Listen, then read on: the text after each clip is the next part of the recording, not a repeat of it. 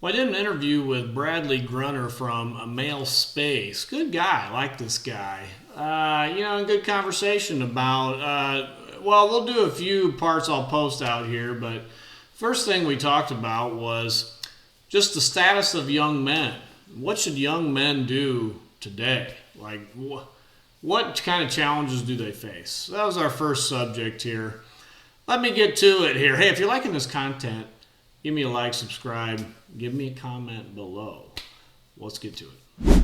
Hello, everybody. I'm a male space, and I'm talking to Post Millennial Man today. And Yeah. today we're going to be discussing solutions for young men. And I am concerned about young men in this day and age, and I'm sure you are also, Post Yeah. Man. And we're going to just be discussing men's issues and helping men along in these very chaotic times. I think that's a good way to character describe these times. What do you think? Yeah. Yeah, I would agree. I've got three sons and two daughters. And my kids are younger, but as they grow, I think the landscape is getting worse, not better. So it's on my mind and on my heart. For both of them, my young guys and my young girls. What's happening here, but especially young guys. Yeah, it seems like the deck is stacked against them, very much so in the modern world. So yeah, that's on my mind a lot. Yes, it is on my mind also a lot because I also have I have one son and one daughter. They're young, so I am also concerned about both of them. But here we Yeah. are in so-called male space is what my channel is titled. So we're going to discuss what young men are going through. The first item that you and I address also, and I think, do you think, I want to ask before I go to this, do you think that a lot of this focus on marriage, attraction, dating, do you think that this is a symptom? See, I consider if you look online, I've been saying this in all my videos so far, is that the I think the first thing that people go to is this dating crisis, the male loneliness crisis, the dating debacle, having hard times finding women. See, but I look at this as a symptom of a broken and atomized society generally. I do not think that these many men are inadequate as suitors or potential husbands. I do not believe there's possibly this many so-called defective men out there. Do you think that this is a broader problem and not just the problem of just each individual man not, let's say, measuring up? If you, Mm. Yeah, I mean that's a good question. I think the average man is about what he's always been, pretty average. He goes, yes, to an average job and does fairly average things. But I think in the modern world, what's really changed is the education level and the earning level of the average woman.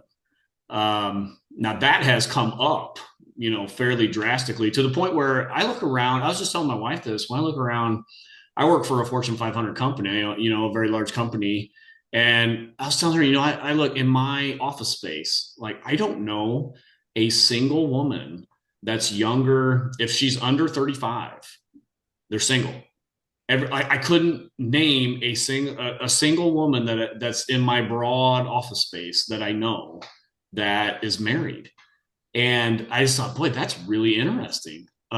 Because these are, fairly intelligent people. They're like they've got it together, and none of them are married. So that's that's just very odd to me. Now, the flip side of that is the guys. I think a lot of them are or probably more so. They're married. The ones in my space, but I don't know if that's broadly speaking, if that's the case, though, that they're, married, younger men are married and that kind of thing. So yeah, I think it is a crisis that's starting to happen that you hear a lot about online. And then I look around and I'm like, yeah, I think it is actually starting to happen. I'm in the Midwest, it doesn't get much more conservative than being in the Midwest of the USA out in the cornfields here. So yeah, it does seem like there is a change that's taking place. right. Because even as a New Yorker, I'm from a more urban environment. I was born and raised in Queens, New York. I lived there for till my Mm. mid 30s. And although the neighborhood that I lived in was a little more suburban, I didn't limit myself just to my one neighborhood. I worked in very urban areas. I worked in Manhattan. I spent much of Mm. my recreational time in Astoria, the Bronx, Okay. Brooklyn, all over the place, either worked in those areas. So at first I thought that maybe this was simply a city thing, because sometimes even me, we're not guilty, but we're prone to thinking that, oh, the Midwest, church going people, all the Yeah. women there are wholesome and great, and they're married in their early 20s, and everybody's family oriented. But then I had this hunch. I said, I think this is already just all over the United States at this point. Is that seems to be what you're saying? Yeah, that seems to be what I'm observing. Now, I do observe, I have some younger friends, they're in their early 20s that now they aren't religious at all. But that, they're good people, not like they're crazed wackos or whatever, but not religious. But they have what appears to be on Facebook. If I would see them and not know any of their status, it looks like they have a wife and young children. But I know two of them that stick out in my mind. One owns his own like small landscaping business, and the other one, he's a iron worker, in a union iron worker.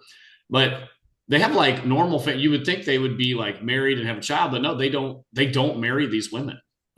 They just live together and have a family together. So they're living like they're married with children, and I think both of them, their wives don't work. They or not their wives, their girlfriends don't work. They just stay at home with their kids, but they don't marry. And I think that's interesting, because even like when I was 20, I don't think there was near as much of that going on with like you have basically a stay-at-home mom, you're just not married to her.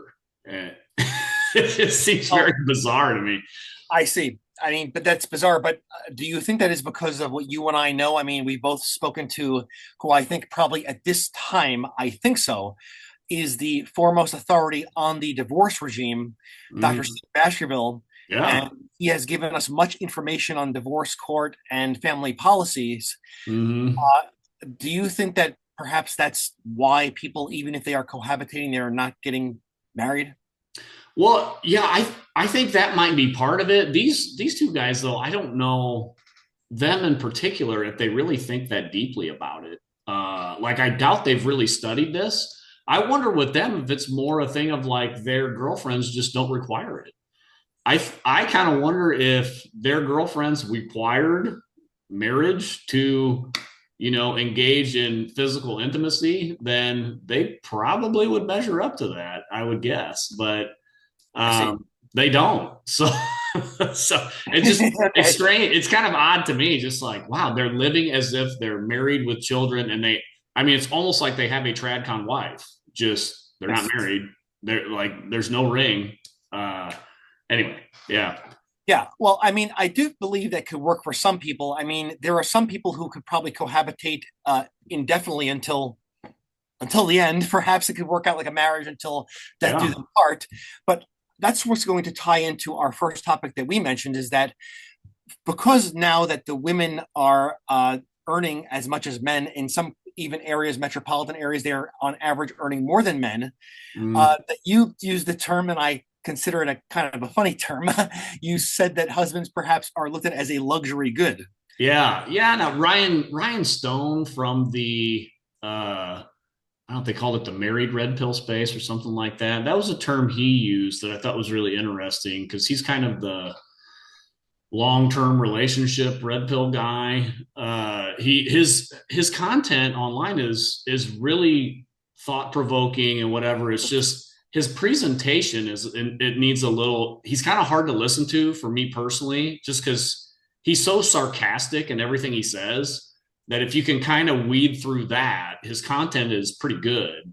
It's just the way he presents it is like for me, it's harder to listen to. But anyway, he talked about that how women, men used to provide protection, provision, and procreation. I guess would be kind of the three P's that it talked about quite a bit. And today men don't need to give protection. We have police and military for that.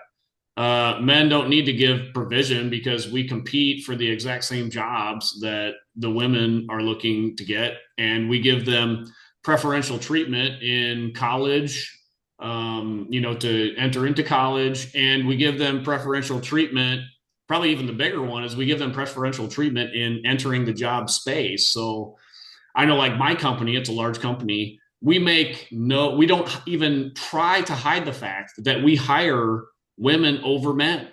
Like it's in our public statements to stockholders. Like we track this in our statements of how many more women we have than men, right? So we publish how many minorities we have and how many women we have. So like once they publish that to stockholders, they have to make progress on it.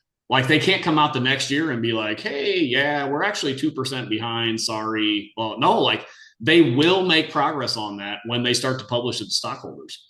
So, we've all that to say we've set up a system where, women, they don't need men for provision.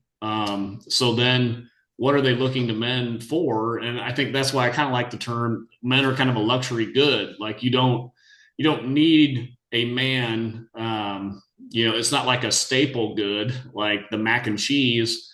No, you want a man that's like filet mignon, right? You can get mac and cheese anywhere. Um, so I would say to a young man, then you need to learn. You need to learn how to be a luxury good. Like it's not going to be good enough just to slog it through and go to your blue collar job and expect to have a wonderful woman there for you at your beck and call. Not that you necessarily want that anyway. I don't know, but I'm just saying like that's not realistic. That was realistic for my grandpa's generation, but men nowadays, we got to try twice as hard as our grandpas to get women half as good. You put it like that, I understand. I mean, but that kind of like I've discussed this also before with some people is that kind of puts men in sort of a position in which they might not be able to do that because we still need these blue collar jobs done. So I Yeah, mean, perhaps it's a yeah, challenge. Perhaps it's a challenging question. I mean, we need these jobs done. yeah. So if a man is doing this and we need this done, then perhaps we have the answers to this. Perhaps we don't. Perhaps we're just getting these conversations going. Then what Mm, could a blue collar man do to make himself more attractive? I mean, that's yeah. Well, yes, yeah. So no, that's a good point. I'm not saying that you shouldn't pursue the blue collar job and whatnot, but I'm just saying that won't be valued and respected right. by an average woman. Whereas it used to be, like, it used to be, boy, Yes, I mean, this guy, he's a good earner, brings home a steady paycheck, blah, blah, blah. I really believe women could care less about that in 2025. right. So yeah, what is that to be attractive? I mean, you gotta learn what triggers attraction in women. Like, are you good at conversation? I mean, if you're not, then get good at conversation. Can you Yes. like that'd be a major thing. Um, so yeah, I mean, looking good. Do you look good? Would somebody? I mean, I think it's kind of a trope, but it's like, for me, I'm 41. And, if I look like the average 41-year-old, just like overweight and not in shape, um, if I was looking for a woman or even for my wife, like, is she attracted to that? It's like, well, she's my woman. She must be attractive. But it's like, no, that's not how the world works. Like, there are certain things that make you attractive and certain things that make you unattractive. And it doesn't matter what the commitment level is there. And the same goes for men to women. We all know that. Like, if you're alive, I was even talking to a friend of mine from church about that, about like, well, yeah, I was like, well, there are certain things that a woman can do to make herself attractive, right? And he's like, well, no, your wife is attractive because she's your wife and she's committed to you. And I was like, no, that's just not true. Like, Right. you can commit to me as much as you want. That doesn't mean I'm attracted to you. Like, that's anyway. So I think it's understanding. What I'm trying to say is just basic understanding of attraction and what that is. And for men, it's not all, you don't have to be, the best looking guy, because women fall in love with what they hear, right? Men Yes. fall in love with what they see. Women fall in love with what they hear. So, can you learn the tools of, in some ways, what women want to hear, right? Like, Yes. there's some things I can say to my wife that will make her feel good, and there's some things that I know will trigger her to get mad. So, Yeah. like, what are those things? Right. You see, what I was saying also though is that there's all kinds of roadblocks. Now, you mentioned also and also I'm trying to educate myself on this because at first I thought I usually I mean, I tend to take a very fair view of things. At first I thought, well, are young men these days actually lazy? Are they actually being discriminated against? Is this a trope that they're being discriminated against? And I've asked people to educate Mm, me on that, and perhaps I should look into that by reading more. I mean, I am a big reader, and I should educate myself on this male issue of the anti-male discrimination, like you've just described here at mm, the workplace, having this quota which is not merit-based, simply just based on sex. mm. So male or female. So that is actually, to me, that is a discrimination because it's not going on merit, it's going by what the sex of the person is. So that Yeah. would be a form of discrimination. So, but as we said before, to backtrack one moment, and we're going to get back into what men can do to make themselves attractive, is that okay, if the husband is considered a luxury good, I could see why someone would think that because of the increased status of women. But then as we got back to this, and as Dr. Daniel Linnaeus through his work, and also Dr. Stephen Baskerville has educated me through his work as well, is that I didn't look at marriage at first. According to what they were saying, the primary reason for marriage which is to establish fatherhood. I thought Mm, it was for procreation. I thought it was for child raising. Now it involves that, but mm. as Dr. Baskerville said in the interview with me, is that women prove every day that you can procreate outside of marriage. Obviously, that's very simple to do. It's very simple to do that deed outside of marriage. And Yeah. single mothers prove every day that they can raise a kid by themselves. Now, Mm, how the turnout of a single mother household, we probably both of us know the effects of that and what goes on in the effects of single parent households, even single father households versus single mother households. We have plenty of research on that. The yeah. consequences of both setups. Now, but what are we going to do though? Meaning that right now we have it that one of the reasons why men are not getting divorced for a valid reason is because the ownership of the children is not in the man's hands, technically speaking. It is in the state's hands. Mm, When yeah. marriage is supposed to be established, is supposed to establish fatherhood. Now, Mm, if we're going to be considered, I mean, you and I are married again. I'm just saying we, meaning men, that has to be, even though it's looked upon at that, and it's kind of like a funny term actually, and it's kind of what it's being looked at. Aren't men going to have to steer this back to what it really is? I mean, I don't mm. know if it's going to take political. It's going to take law changes, obviously, as Dr. Baskerville said, but Yeah. we can't have a civilization indefinitely in which we have families that appear to be families, but are like pseudo families, meaning that we're going to have families where, okay, the children are living with us, but uh, technically speaking, not your wife, not my wife. I'm saying if a woman decides to take the ownership of the kids because she has the government on her side, this has led to all kinds of disastrous consequences, as discussed in Oh, the yeah. book Taken into Custody by Dr. Baskerville that I have right here. Oh, So, okay. yeah, so don't you think we're going to have to somehow in the future steer this in the direction that we are fathers, not luxury goods, that we have a say in this children's life?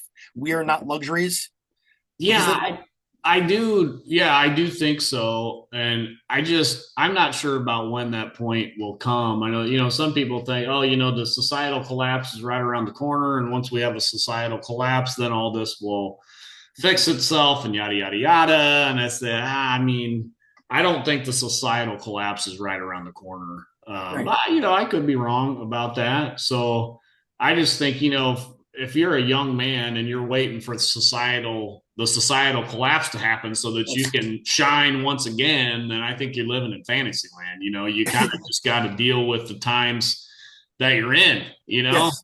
Yes. and the time, like I hear all these black pill doomers on here, just talking about how bad the times are and blah blah blah. I'm just like, listen, like my grandpa when he was 19 had to sign up and go to World War II and get shot at by the Japanese, and then my other grandpa, he was at D-Day, right? Yeah.